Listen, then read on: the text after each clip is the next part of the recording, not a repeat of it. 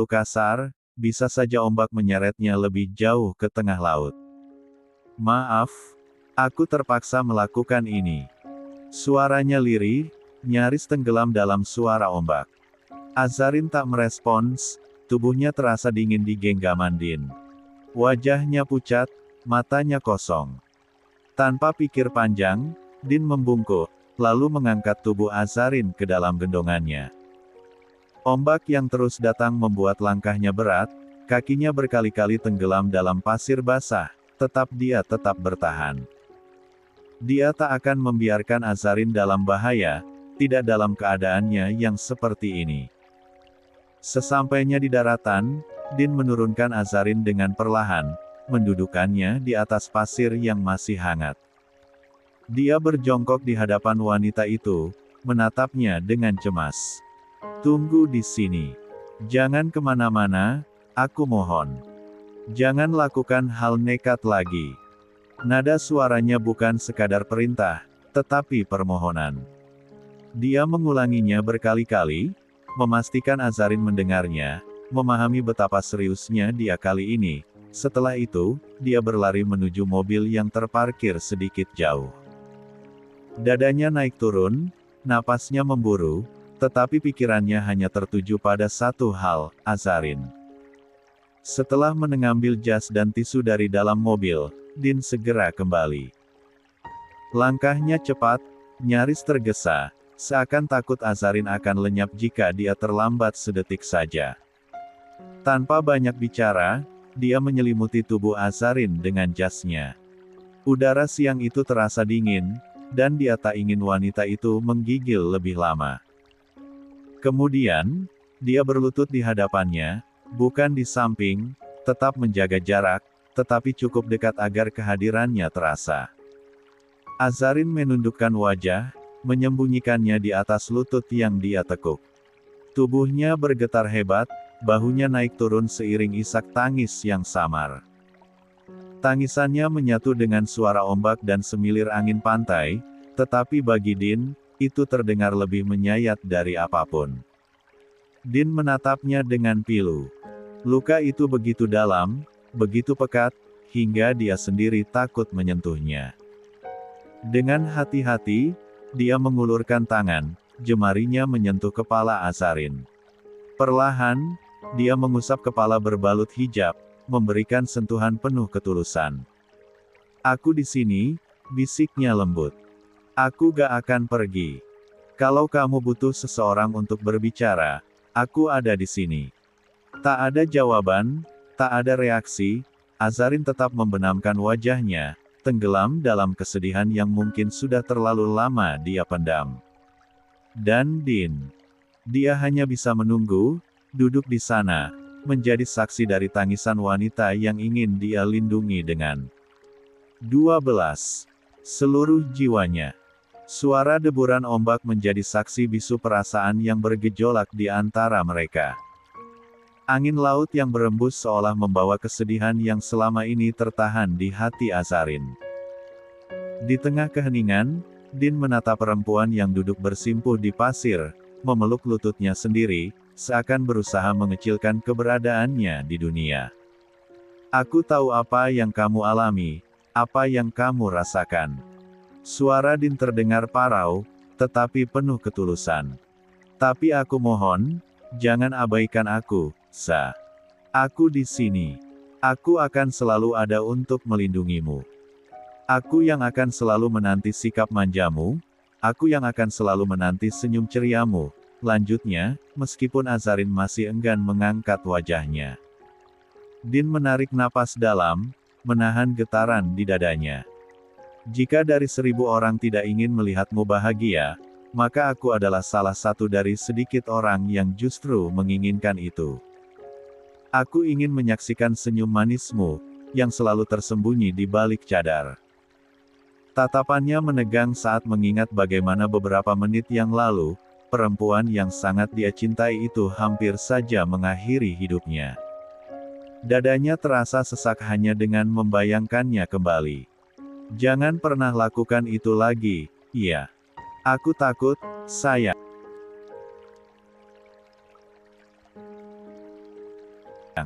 Wallahi, aku takut. Suaranya bergetar, dan tanpa disadari, air matanya jatuh, tetapi segera lenyap tersapu angin laut. Tidak ada sentuhan yang terjadi di antara mereka. Din tetap menjaga batas, tetapi setiap kata yang meluncur dari bibirnya terasa mencubit siapapun yang mendengar. Ada aku, ada Alina, ada ibu, papa, juga Davi yang mengharapkan kamu tetap hidup. Lanjutnya, suaranya melembut, penuh permohonan. Aku mohon, jangan seperti tadi lagi, iya. Azarin akhirnya mengangkat wajahnya perlahan. Matanya memerah, dan meskipun separuh wajahnya tertutupi cadar, tetapi kesedihan yang begitu pekat tergambar jelas di sorot matanya. Aku capek, Mas, aku capek. Suaranya lirih, tetapi penuh luka. Bahunya bergetar menahan tangis yang sejak tadi ia pendam. Din terdiam, menunggu, memberi ruang agar Azarin meluapkan perasaannya. Aku ingin ikut Abah aja, aku capek, isaknya, semakin dalam. Din menggigit bibirnya, menahan perasaan yang mendesak dadanya. Dengan tangan yang gemetar, dia mengambil tisu dari sakunya dan mengulurkannya ke Azarin. Dia mengusap mata perempuan itu dengan lembut, seakan ingin menyapu semua kepedihan yang tertinggal di sana. Aku tahu, sayang, aku paham, tapi kamu gak sendirian, ucapnya lembut, suaranya hampir seperti bisikan. Aku ada di sini. Namun, Azarin terus menangis, suaranya semakin lirih, tetapi penuh kepedihan. Aku lelah, Mas, aku lelah dengan semua ini. Dengan Umi yang seolah gak pernah melihat sakitku. Dengan Kak Alea yang selalu menganggapku sebagai saingan, bukan saudara. Aku lelah karena sakitku selalu diabaikan Umi, lelah berharap Umi akan mendengarku seperti dia mendengar Kak Alea. Azarin menggeleng, di sela air matanya terus mengalir tanpa henti. Aku gak iri, Mas. Gak sedikit pun, aku iri sama Kak Alea. Tapi, apa suaraku tidak lagi layak didengar? Haruskah aku mati? Baru Umi sadar aku sangat terluka. Dadanya terasa sesak sepanjang Azarin berbicara, dan dia terus menekan terus-menerus. Din mengepalkan tangannya. Dia tahu, Azarin bukan gadis yang mudah mengeluh. Jika hari ini dia menangis seperti ini, maka pasti beban yang ditanggungnya sudah terlalu berat. Aku pikir kalau aku pergi, kalau aku gak ada lagi, Umi akan lebih bahagia. Kak Alea juga. Merekan gak perlu lagi terganggu dengan keberadaanku. 13. Din menatapnya dalam-dalam, lalu menggeleng pelan. Jangan pernah berpikir seperti itu, Sa. Kamu tahu bunuh diri itu hal yang paling dibenci Allah, kan? Suaranya terdengar begitu tenang, tetapi tegas.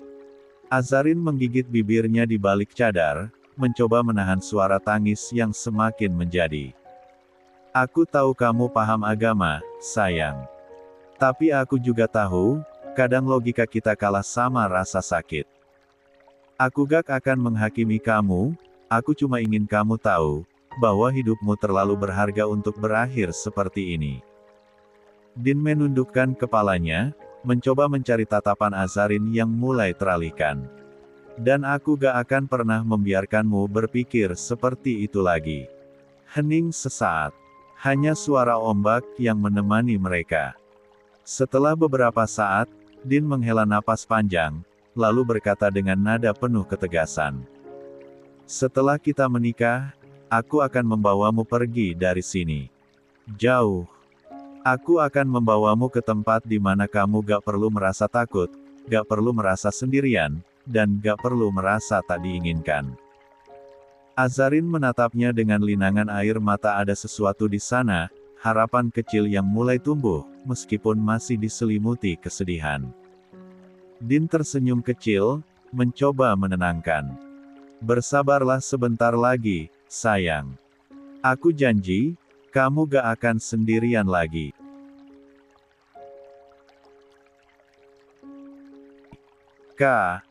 Matahari semakin beranjak, dari siang terik kini mulai menghangat, menunjukkan waktu perlahan hampir sore.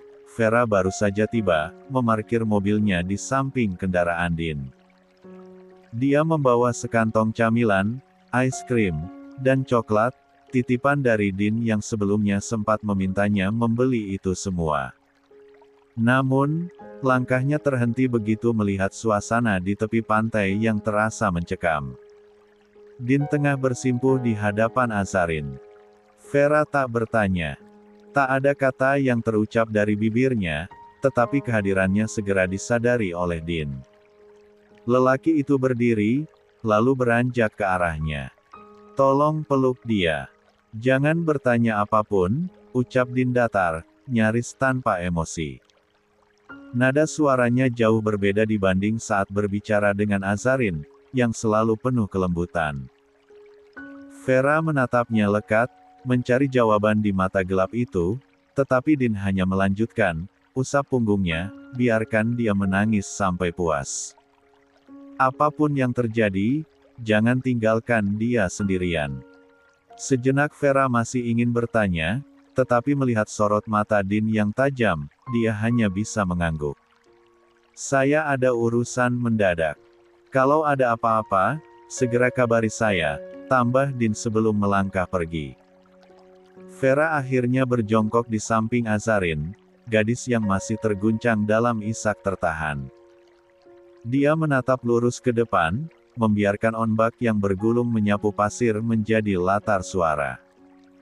Lalu, dengan perlahan, dia mengangkat tangannya, mengusap punggung Azarin, naik ke bahunya, sebelum akhirnya menarik gadis itu dalam pelukannya. Tak ada kata yang terucap. Pelukan itu cukup untuk memberi kehangatan di tengah luka yang belum dia pahami. Azarin terisak lebih keras. Tubuhnya bergetar, napasnya tersendat-sendat, seakan beban di dadanya ingin luruh dalam tangisan. Vera menggigit bibirnya, masih tidak mengerti apa yang terjadi. Namun, saat melihat cadar Azarin basah oleh air mata dan napasnya tersengal, dia mengambil inisiatif. "Maaf, ya," ucapnya lirih sebelum melepaskan ikatan cadar di belakang kepala Azarin. Cadar itu lepas dengan mudah, membiarkan wajah cantik Azarin itu tersapu angin laut. Matanya bengkak, pipinya merah, dan bibirnya sedikit bergetar. 14. Dari kejauhan, Din melihatnya. Sejenak dia memandangi Azarin yang mulai tenang dalam pelukan Vera. Matanya penuh kesedihan sebelum akhirnya dia memutuskan untuk pergi. Sebelum meninggalkan pantai, Din mencari ponselnya yang tadi sempat dilempar. Dia menemukannya dekat ban mobil, dengan layar retak akibat benturan keras. Namun, baginya bukan masalah. Tanpa membuang waktu, dia segera masuk ke mobil dan melajukan kendaraannya dengan kecepatan tinggi. Jika perjalanan ke pantai tadi memakan waktu 1,5 jam, kali ini Din hanya butuh 30 menit untuk sampai di sebuah rumah bercat putih. Mobilnya berhenti mendadak di depan pagar. Tanpa membuang waktu, dia turun, berjalan tergesa-gesa menuju pintu yang sedikit terbuka. Din mengetuk pintu beberapa kali, mengucapkan salam. Tak lama, Herlina muncul dari dalam, mengenakan mukena. Matanya merah, seolah baru saja menangis. "Waalaikumsalam," jawab Herlina dengan suara serak. "Oh, Nak Din." Pandangannya segera mencari-cari seseorang di belakang Din. "Aza gak sama kamu?" Din tidak langsung menjawab. Dia lebih dulu mengulurkan tangan, menyalami calon ibu mertuanya dengan hormat. "Boleh saya masuk, Umi?" Tanyanya dengan nada tenang, meski dalam dadanya masih ada badai yang berkecamuk. "Oh, tentu. Silakan masuk," jawab Herlina, sedikit merasa bersalah. Din duduk di sofa, kedua kakinya terbuka lebar, tangan bertaut di atas pangkuan. Sorot matanya tajam menatap Herlina. "Aza tadi bersama saya, tapi saat ini dia tidak pulang dengan saya, katanya langsung ke inti. Herlina mengernyit, tetapi tetap diam, menunggu kelanjutannya. Saya kesini ingin meminta paspor, visa, dan tanda pengenal Aza, lanjut Din. Besok dia akan berangkat ke Dubai bersama ibu, papa, dan Alina. Mata Herlina membelalak lebar. Nak, kamu bilang apa? Din tidak memberinya kesempatan untuk bertanya lebih jauh. Aza harus pergi, Umi. Untuk menyembuhkan hati dan mentalnya. Jika dia tetap di sini, dia akan semakin menderita.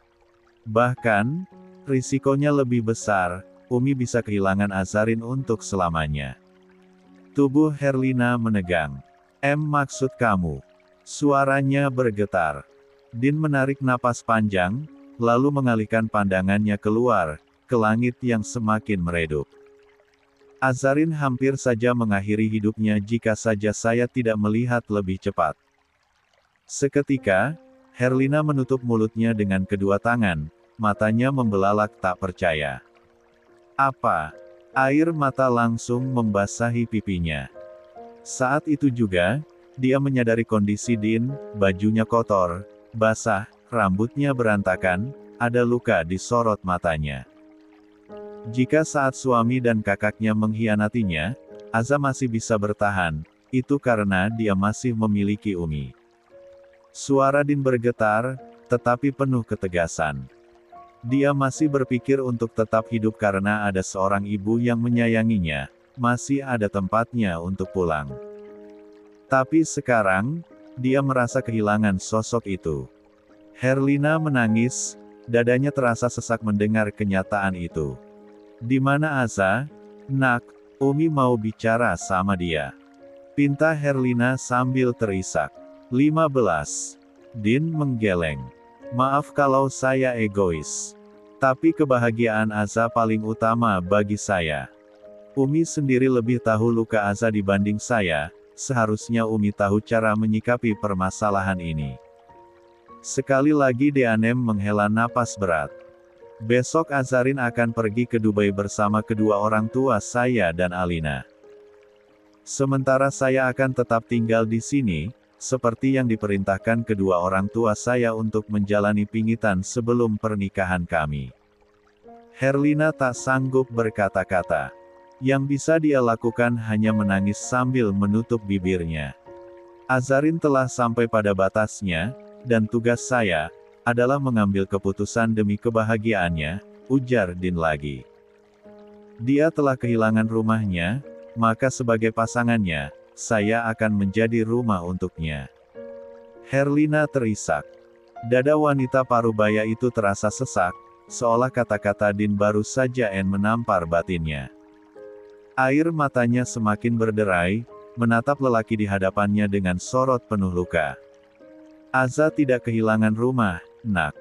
Umi hanya ingin anak-anak Umi akur, tidak lebih. Suaranya bergetar, hampir tercekat oleh rasa bersalah yang kian menghimpit. Umi takut jika umur Umi tidak panjang, Aza dan kakaknya masih saling bermusuhan. Umi hanya ingin mereka berdamai sebelum segalanya terlambat. Tidak ada niat lain, nak. Din menghela napas, menekan emosi yang bergemuruh dalam dadanya. Sayangnya, Umi tidak melihat sedalam apa luka Azarin. Tidak melihat betapa sakitnya dia menahan semuanya sendirian. Suaranya menelemah, dia tetap berusaha menghargai calon ibu mertuanya. Apakah pantas dia mendapatkan semua itu setelah kebahagiaannya direnggut? Herlina menunduk, tangannya semakin meremas mukena sambil mengusap air matanya, seperti mencoba mencari pegangan di tengah badai yang menyerang hati.